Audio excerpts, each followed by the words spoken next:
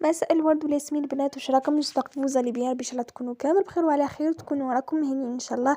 جبت لكم اقتراح الفطور ان شاء الله تاع اليوم. الفيديو كان وطن ونحط لكم الصباح مي معليش حطيت لكم هاد العشيه ان شاء الله. نقول لكم اذا حبيتوا تجربوا هاد الوصفه لنهار اليوم الفطور، طاجين القرنون بالجلبانه واللحم. ما شاء الله هذا الطبق ان شاء الله تعجبكم وتجربوه. نقول لكم يا البنات نحبكم بالبزاف. نقول لكم اذا كنتم مشتركه جداد ما تنسوش تكتبوا لي ديروا ابوني وتتفاعلوا مع الفيديو، بارطاجيوها مع الحبه معكم وتكتبوا لي كومونتير. نقول لكم يا البنات راهي تعجبكم الوصفه تاع نهار اللي راكم رايحين نجربوها الفطور. يجي طاجين الله الله بالجلبانه والقرنون، مرقه بيضاء ما عندي ما نقول عليها. ان شاء الله تجربوها وتعجبكم. ندوزو اول حاجه هنا القرنون تاعي لازم نقشروه وتنقيوه مليح وتغسلوه بالقانون هك بالقارص هكا باش ما يكحلش. نجيبو نطيبو اللاص تاعنا. واش عندنا؟ نجيو نطيبو. عندي حبه طابسه تكون قطعه كبيره، عندي نص حبه طوماط تكون مسكرفته ماشي بزاف بما انه مرقه بيضاء.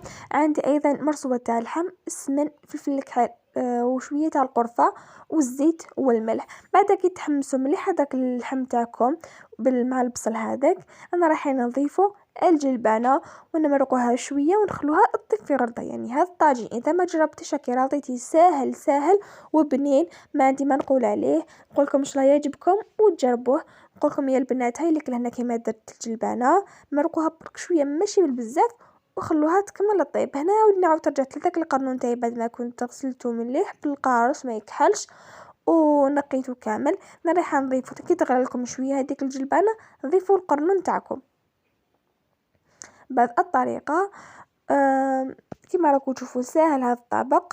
كي درت القرنون انايا نخلط هكا شويه من بعد نمرقو ونخلوه يطيب في غردو. تحب تضيفي ايضا البطاطا، انا البطاطا ما طيبتهاش يعني قليتها وحطيتها يعني ما بغيتش نديرها في هذا الطبق، قليته غير هو قرنون بالجلبانه والقرنون. نقول لكم ان شاء الله يعجبكم. انا خليه يكمل يطيب ونتلاقى في صحن التقديم.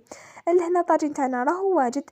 بعد ما طاب لي الله الله ضفت له برك شويه معدوس من الفوق وتاكلوا هكا تاع عصره تاع القارص وتاكلوا ان شاء الله بالصحه والهنا. ان شاء الله يكون نال عجبكم هذا الطبق طاجين الجلبانه، طاجين القرنون بالجلبانه واللحم.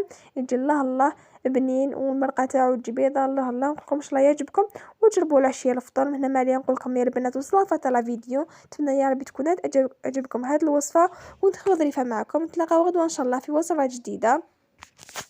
كيما ما نقول لكم يا البنات اذا عجبتكم الوصفه اكتبوا لي كومونتير، واذا كنتوا جزمتوا تكتبوا لي ديروا الابوني باش هكا توصلكم كل حاجه جديده نحطها. وكم يا البنات صحه فطوركم وصحه صوركم. نتلاقاو غدوه ان شاء الله في وصفه جديده والى اللقاء.